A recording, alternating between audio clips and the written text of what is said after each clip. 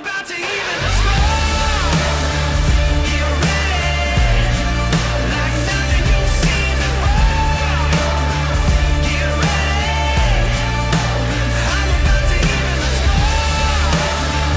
Get ready, like nothing you've seen before. Get ready, yeah, I'm about to even start.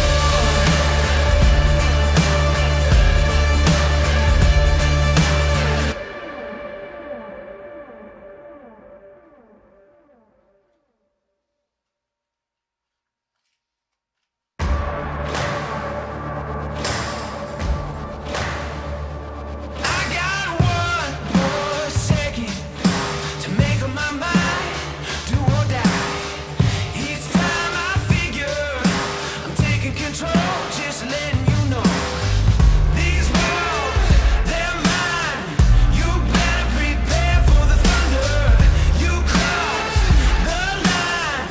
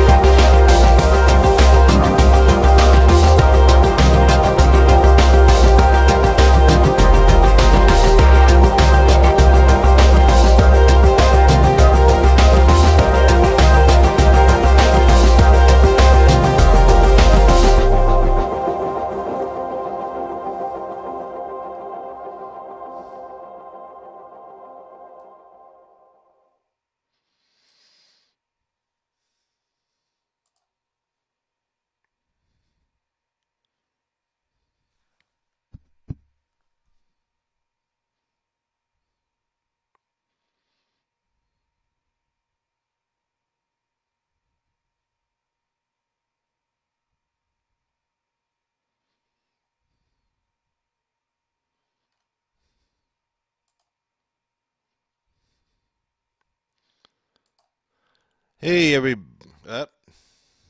one day I won't do that. Anyway, hey everybody, this is Carl with Carl's Opinion, and this is our live call-in show. I just want to say, hey everybody, how you doing? And we're starting off tonight with some really important breaking news, talking about the Supreme Court and the military limits on transgenderism inside the military. So let's go and get to it, and we'll be right there. So let's go. All right, so let's see what we got here. And let's just cut away here to this main story. And let's just take this down right here. Okay, and what you see here, and let's get me up here. You can see me. Hey, there I am. Anyway, so United States Supreme Court. Military limits on transgender troops is upheld. The Supreme Court on Tuesday allowed the Trump administration to begin enforcing its policy limiting transgender people's ability to serve in the military while the broader legal battle plays out in the lower courts. And this is a very important decision. The 5-4 decision allows the Pentagon to bar new recruits who have undergone gender transitions and to limit troops already serving from going through transitions. And the Pentagon officials insisted, there we go, let's scroll down here. Pentagon officials insisted that their policy is not a ban, but that the rules are needed to prevent disruptions in training and unit cohesion. Trump administration, let's see, let's go back down here. The Trump administration will make the same arguments as the case is fought. So in other words, the lower court had issued an injunction stopping the Pentagon from instituting the new transgender ban, and the Ninth Circuit Court of Appeals had upheld that. It looked like this was kind of maybe going on its way out anyway, because the D.C. Circuit Court of Appeals had denied an injunction, as well, denied the injunction, but the Ninth Circuit had upheld it. So the Supreme Court just heard the case on the injunction itself, not on the ultimate, like, you know, should the policy go forward or not. But they said, okay, we're gonna allow the military to go forward with this. But we're going to allow the lower courts to hear the full evidence on it, you know, basically a trial on the issue, you know, where everybody brings their evidence. But considering the Supreme Court, generally in any civil case, when you bring an action for injunctive release, like you bring an action for a preliminary and then a permanent injunction. And the preliminary injunction takes place generally at the beginning of the case, within 15, 20 days of when you file it and serve notice. And how the court rules on that preliminary injunction will generally let the parties know how the court is also going to rule on the permanent injunction. In other words, at the end of the trial, when the full case is done. So when, you know, everybody's had a chance for depositions and discovery and interrogatories, request production of documents, and, you know, then they bring this to a trial. You know, injunctive relief generally is not a jury trial. Again, it would be a bench trial. So the district court judge who was hearing the case in California obviously is probably going to rule the same way on the permanent injunction at the end of the trial. But the U.S. Supreme Court has already indicated, with the same kind of logic, if you will, that they're going to rule the same way also when it gets in front of them on the permanent injunction. In other words, you know, when somebody brings a case like this, they bring their best foot forward. I mean, they bring everything but the kitchen sink because they know how important that preliminary injunction is. So the plaintiffs in this case, the people representing transgender rights, they brought their best foot forward. They brought everything but the kitchen sink into the U.S. District Court judge. They knew it was going to go up on appeal to the Ninth Circuit, and then they knew definitely it was going to go to the U.S. Supreme Court. They know the makeup of the Supreme Court. It's a 5-4 Republican court. Let me just check, see what's going on over here in the chat. Nothing going on in the chat. Okay, so back over here. Anyway, so basically they know, you know, the Supreme Court's told them, okay, look, we just denied your preliminary injunction, and even after this whole trial is done, and most likely the U.S. District Court judge will grant the permanent injunction. Most likely the Ninth Circuit Court of Appeals will uphold the permanent injunction, but then when it goes back to the Supreme Court on deciding the actual issue, and actually what can happen is if they get the permanent injunction at the District Court level, they could probably get a stay on that order, you know, if they post a bond, you know, for any kind of, you know, pain and suffering or whatever may occur if they lose on the appeal level. So they may be able to post a bond anyway. Generally, you really can't post a bond on injunctive relief, but you could post a bond. It all depends on the U.S. District Court judge is feeling at the time. And it's one of those cases where it has to go, you know, District Court judge, Circuit Court of Appeals, which in this case is the Ninth Circuit, and then U.S. Supreme Court. So the Supreme Court's already said, look, we just told you how we're going to rule.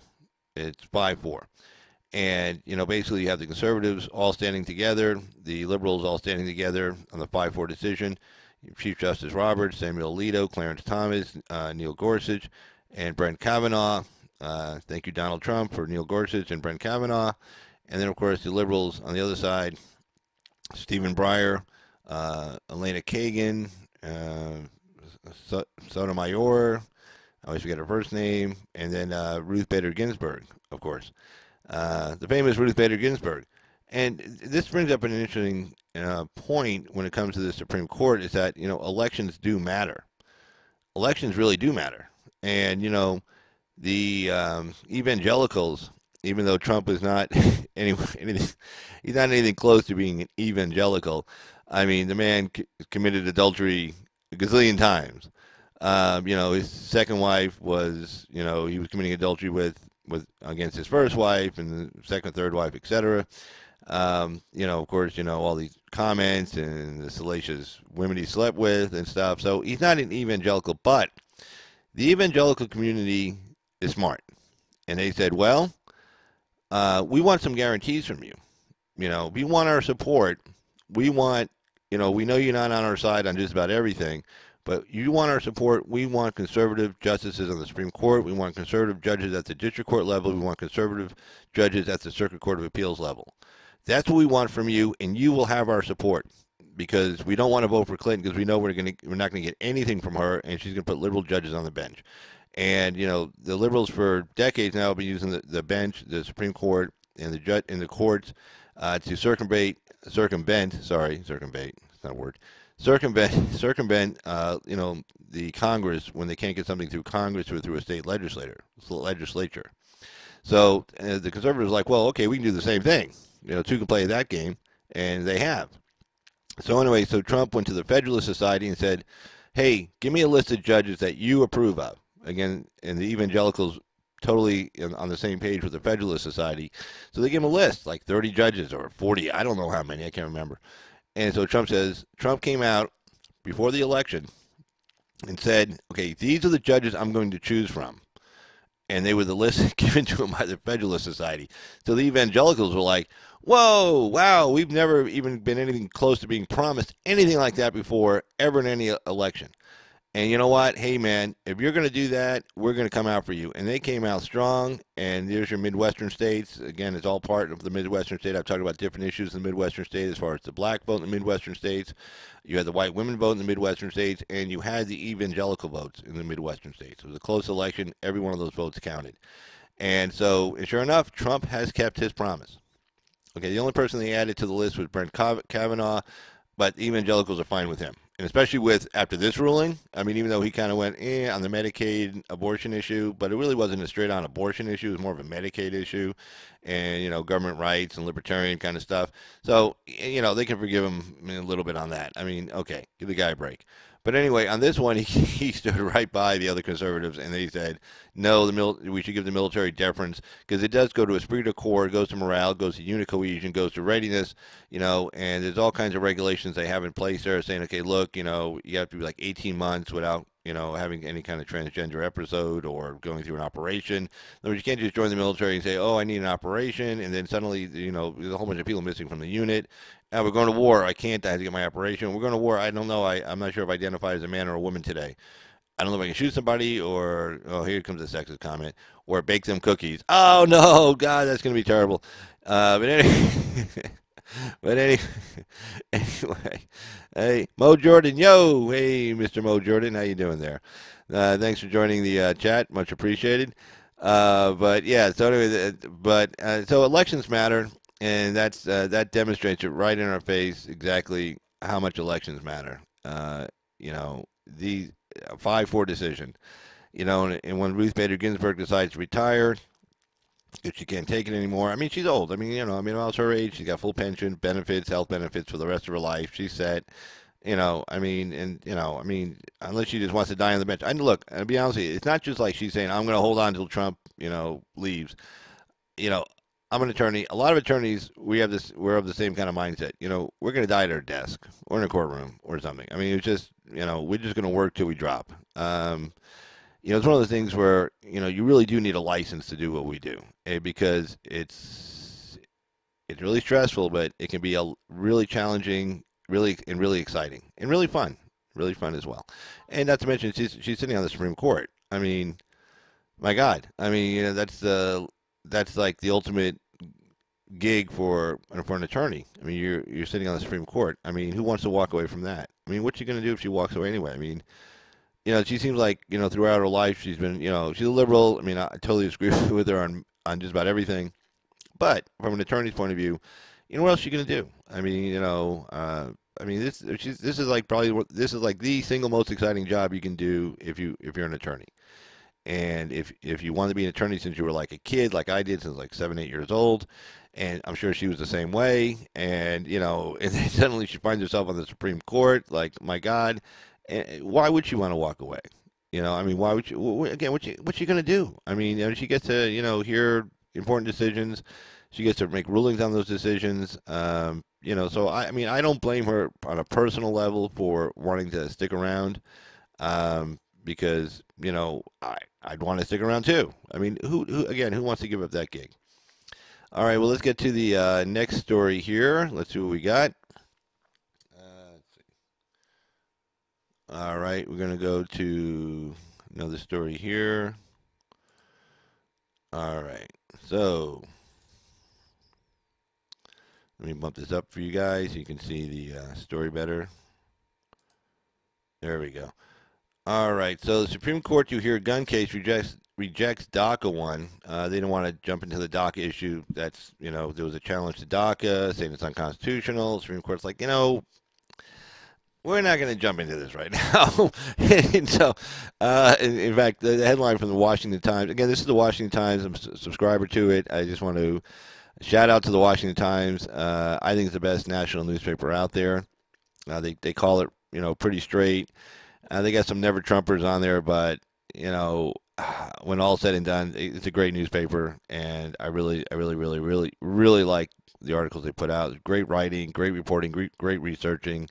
They do real journalism, unlike a lot of other newspapers. They don't read just off of, like, the ticker. So, anyway, this is a Washington Times Supreme Court story. Supreme Court, you hear, gun case rejects DACA one. Again, they're reporting the Supreme Court, and they ducked the getting involved in the DACA issue. Do you blame them? I mean, no, they get paid the big bucks. This is what they get paid for, to make the tough calls. Well, okay, yeah, but right now, we're right in the middle of this huge political fight. We got the border wall. We got the government shutdown. And I think the last thing they're looking at themselves as the judicial branch, saying, look, the last thing we want to do as, in Article 3 branch of government is get between Article 1 and Article 2 right now. Article 1, the Congress, Article 2, the President. These people need to work this out. It's almost like, hey, children, we're not going to hold your hand for you on this one. You got to go work this crap out and get it done. But they did take up an important, let's see, let me get here. Let's see, page down. Let me get to there. Let me see, it should have keyboard. Hold on, there we go. Okay, page down. High Court to return the see early this month race. Okay. Let's see. I'm trying to get to the gun story. Here we go. Let's see. Yep. I'm gonna trying not to mess this up. Okay, here we go again. Sorry about that, guys.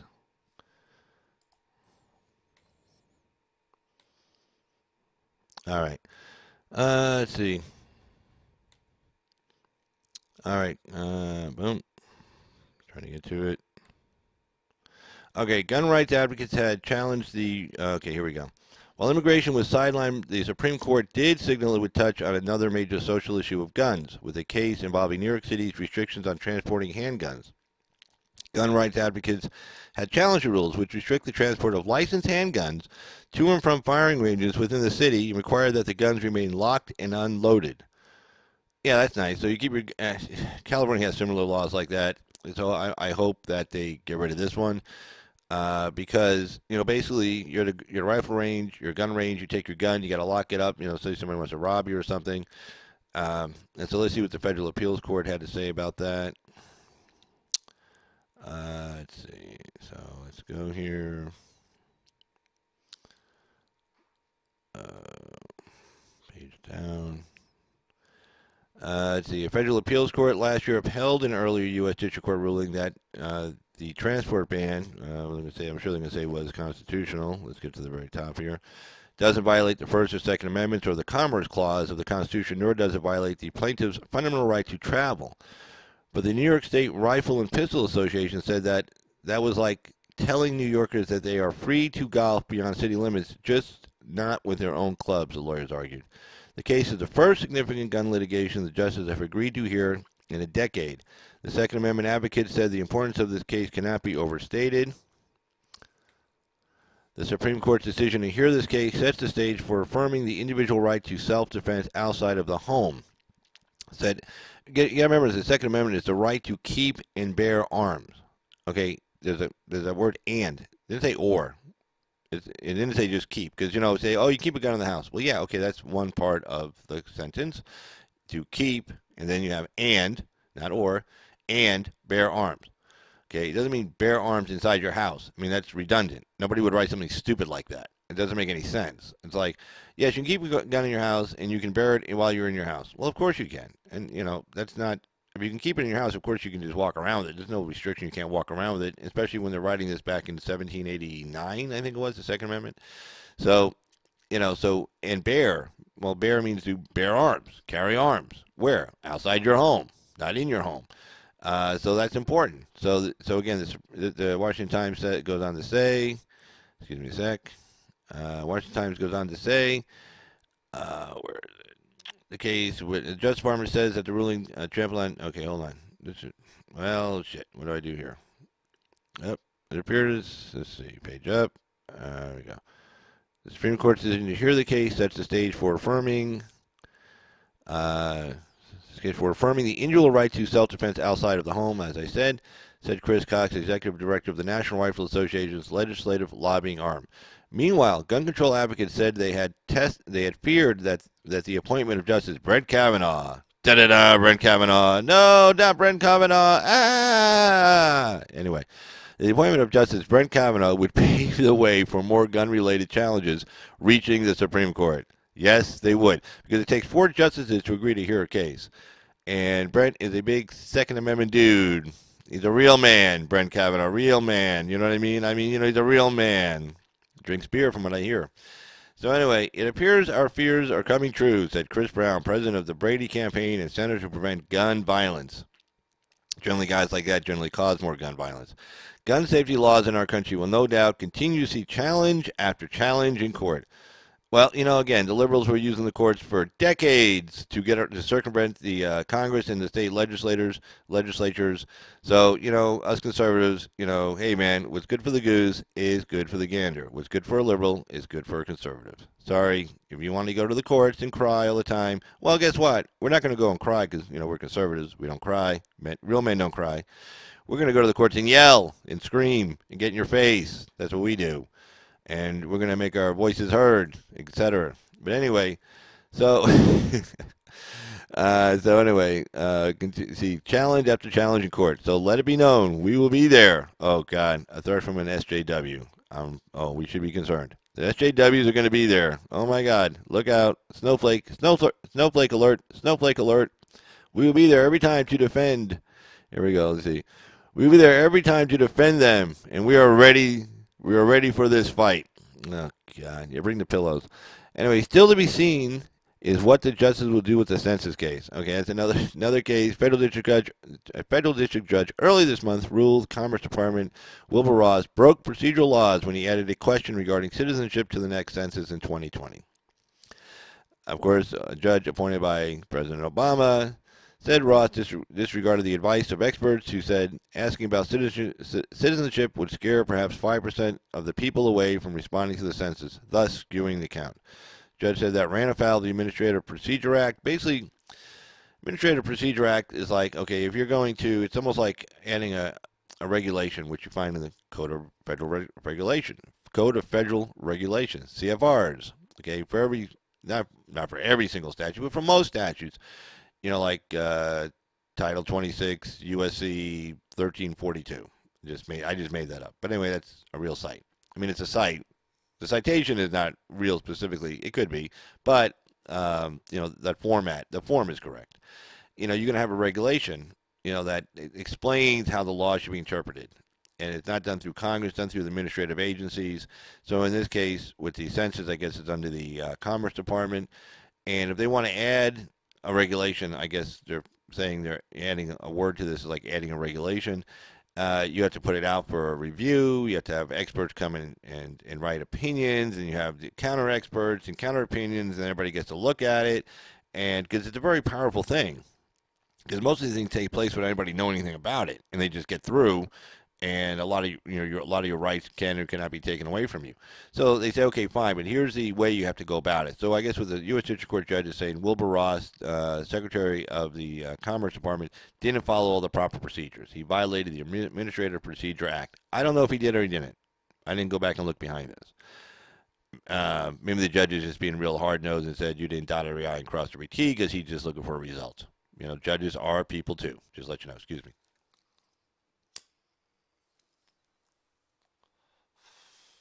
Sorry, I've been wanting to have that cigarette for a few minutes now. Followed by the wonderful cough. But anyway, you can't smoke without coughing, and you can't cough without smoking. Well, that's not true, the second part, but you can.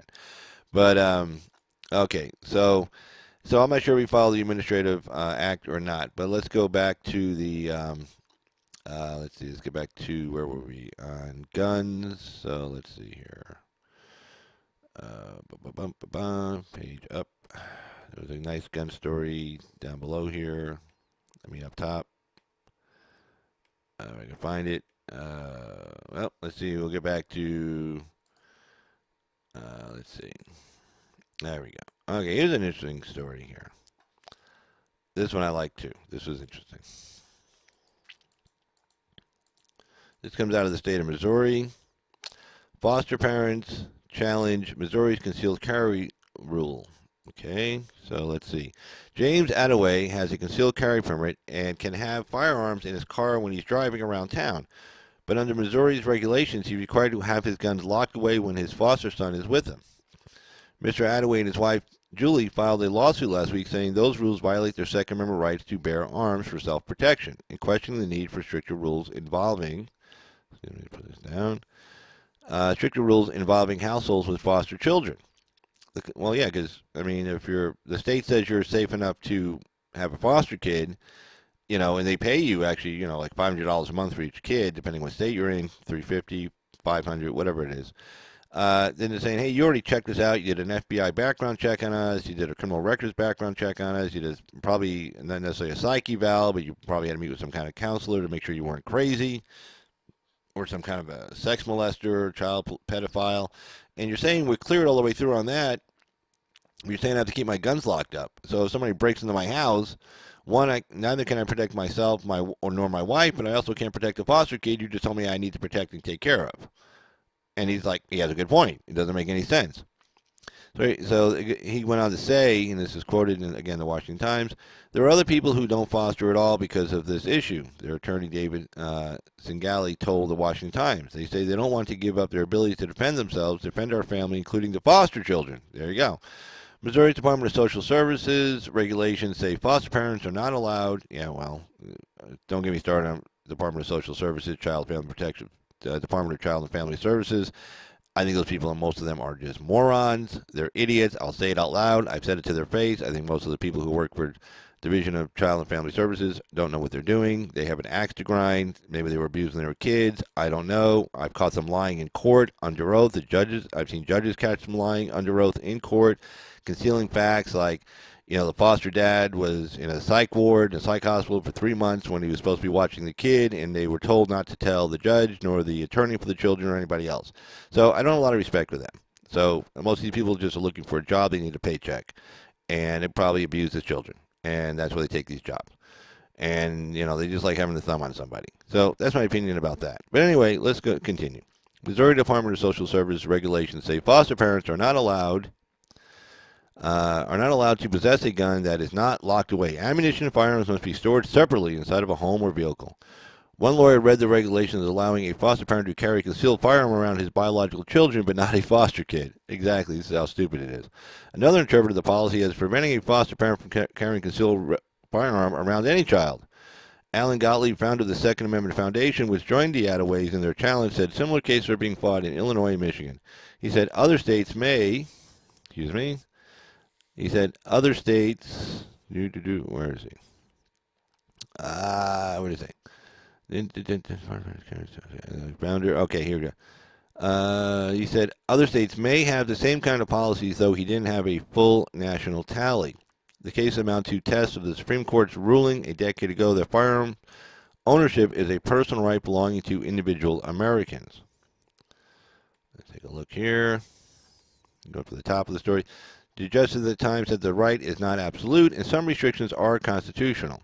And local officials and gun owners today are wrangling over those restrictions. Yeah, well, yeah, that was Scalia wrote a really good opinion on that. That was the can't remember the name of the case, but anyway, he wrote a good opinion. But he said, well, some when he leaves it open like that, he should have known it was going to be a pain in the ass. When he says, well, the right is not absolute, and some restrictions are constitutional. Like you can't own a machine gun, can't get a tank, you can't get a I guess like a artillery piece. 105 millimeter howitzer, and just start shooting up the neighborhood and blowing up people's houses. But I guess it would have been hard to write the decision. Who the hell am I to blast Justice Scalia, probably one of the greatest justices of all time? So John Blackman, a professor at South Texas College of Law, said he doubts Missouri's law will survive since it places unconstitutional condition on the parents to foster children. The parents must surrender a constitutional right, he said. That's good. I agree. There we go. Hey, great minds think alike. David Koppel, David Koppel, research director for the libertarian think tank Independence Institute, also sees Missouri being forced to alter the policy. Everywhere in the United States, excuse me a sec, here we go. Everywhere in the United States, the law does not infringe a parent's right to carry when children are present. This includes parents, biological children, the children's friends who may be visiting. The Missouri regulation creates an opposite rule for foster parents, he said. So, hopefully, when the Supreme Court will take a look at this, and hopefully they'll strike this one down because there's something that needs to be struck down. That this is it. So hopefully they'll take care of that. But we'll see. All right, let's see what else we got going on in the news today. Let's see.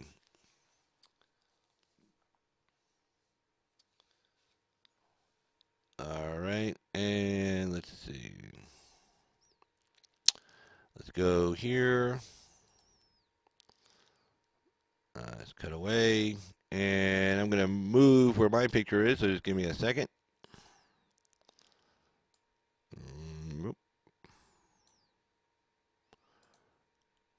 Oh, there I am. Okay. Anyway, so this case, let's see, keyboard. Okay. Massachusetts DA gets hotter. Oh, page up. Massachusetts DA gets hot under the collar about an ICE arrest. Now, I'm not sure if anybody knows who this particular person is, but I think her name is Rollins. Let me just scroll down here a little bit and get her actual name. Let's see. There we go. Suffolk County, yeah, Rachel Rollins. She was on with, I don't know if anybody saw, but she was on with Tucker Carlson about a year ago when I think she had just got elected or just won the nomination, I think for the Democratic nomination for the DA position there in Suffolk County, which includes Boston. And he was going after her pretty good because, she was trying to, shoplifting. Teenagers when they go into a store and they quote unquote just shoplift. Well, it's not like, in the 40s if they just take, a beer or something like that. And these kids go in like 10 at a time. It's a storm. It's, basically a storming operation. Just wham. Now, Massachusetts law regarding burglary, most states allow burglary being breaking and entering into a dwelling or even to a business and with the intent to commit a felony. I think Massachusetts kind of still has it's an older state, so they still follow some older laws where you actually have to physically break something, not necessarily break the plane. In most states, breaking and entering means breaking the plane, like if you cross the imaginary line, the invisible line of the entrance to the store. That's enough to consider breaking. Although Massachusetts, I think, they still have it where you have to actually break something. Most states, they provide you don't have to break something, and if you do, like if it's a house, then they consider like a home invasion. It makes it even worse. You don't have to prove intent. But obviously, we got 10 kids running into a store, stealing cases of beer and just emptying the store out of anything they can find, destroying it, vandalizing it, whatever. She's like, well, we need counseling, and a lot of times, if you own one of these small stores, you'll have $1,000 deductible or whatever, unless you want to pay through the nose. And then if you do pay through the nose and file a claim, you got to list out all the inventory that was taken and be very specific. Your inventory has to have been up to date. If it isn't, you're not going to get paid. And then if you do, you're going to you start filing multiple claims every other week because every other week these kids are breaking through this, front door. I mean, not breaking it, but running through the front door, stealing stuff. I mean, insurance companies either going to decline coverage. I mean, it's not like the Affordable Health Care Act. Somebody has to give you coverage. Nobody has to give you coverage for your store. And if you're filing a claim, even say once a month, I guarantee that insurance company can say, well, hey, thanks, but no thanks. We're not going to cover you unless you want to pay premiums out the nose. And there's not a lot of room for error as far as profit margin in these stores. I mean, a couple of cases of beer, a day, or a bunch of cases of beer, and a bunch of food destroyed that you can't resell. That's enough to wipe out some of these stores. But anyway, they want to raise the cap, to $1,000 to make it a felony. So anything under 1,000 wouldn't be a felony. Also, they want to try not to put these kids in prison. They want to plead it down for even less than, a petty theft or a felony theft.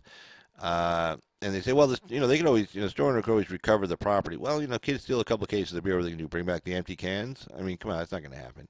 So, he got into it with her, and now she's all upset for some reason because ICE agents actually, the guy they got was a high-level drug trafficker who was actually in state court, and they nabbed him because, he's dealing high levels amounts of drugs, and she went on to say something to the effect that, what they did was even worse than the crime this guy committed.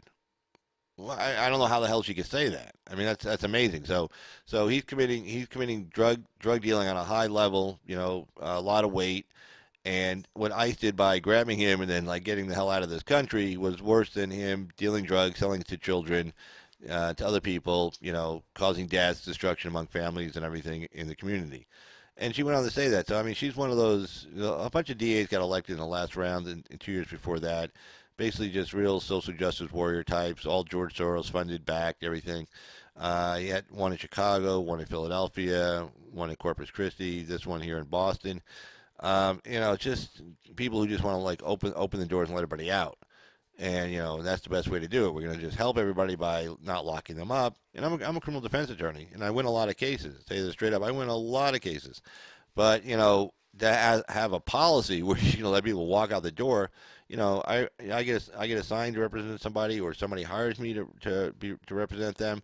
I'm going to bust my ass. I'm going to do everything I can to have a jury or a judge find them not guilty or not even get bound over for trial. That's what I'm doing, and I'm very passionate about it because I believe in the Constitution. It's like, yes, it's not just a job. Like, oh, I'm just doing my job. No, F that. It's more than that. But to have a policy in place that says, when you let people walk out the door, I guess I don't have to even go to work. They're doing my job for me. The whole point of the criminal justice system is that it's an adversarial process. You have a prosecutor, and I like tough prosecutors. I respect tough prosecutors. I don't like stupid prosecutors. I don't like people who are idiots, don't know what they're doing, because those people they're dangerous. Those are real dangerous people. But I always like a good tough prosecutor. But that's their role is to prosecute people with this probable cause to do so, and my role is to defend these people. But if you set it up where you're telling the cops, look, we're not going to, the DA's office is not going to charge these people with a felony, the cops are like, we're not even going to go out and look for them because we know you're going to give them a slap on the wrist and walk out the door. So, we got better things to do. Why are we going to waste time doing that? So,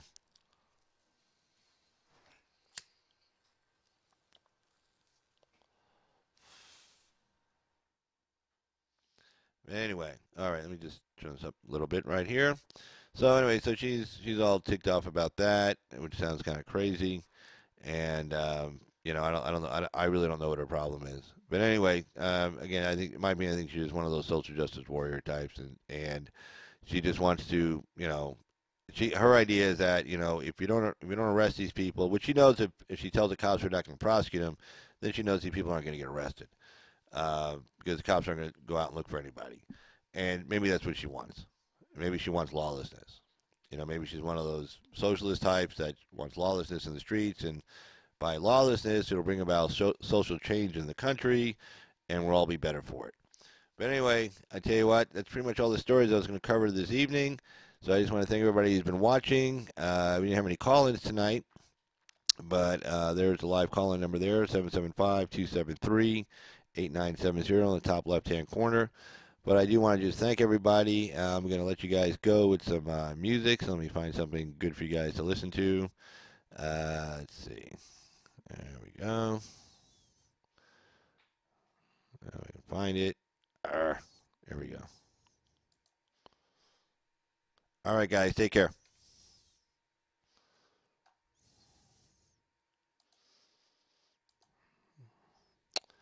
If I can find it. Make sure you never forget it. I'm about to even the score. Get ready, like nothing you've seen before. Get ready, yeah, I'm about to even the score. Can you feel it coming? The bed that you made is calling your name, and that clock keeps ticking. You know the sound of time running out. These walls, they're mine. You better prepare for the thunder. You crossed the line. I'll make sure you never forget it. I'm about to even the score. Get ready, like nothing you've seen before. Get ready, I'm about to even the score. Get ready, like nothing you've seen before. Get ready, yeah, I'm about to even the score.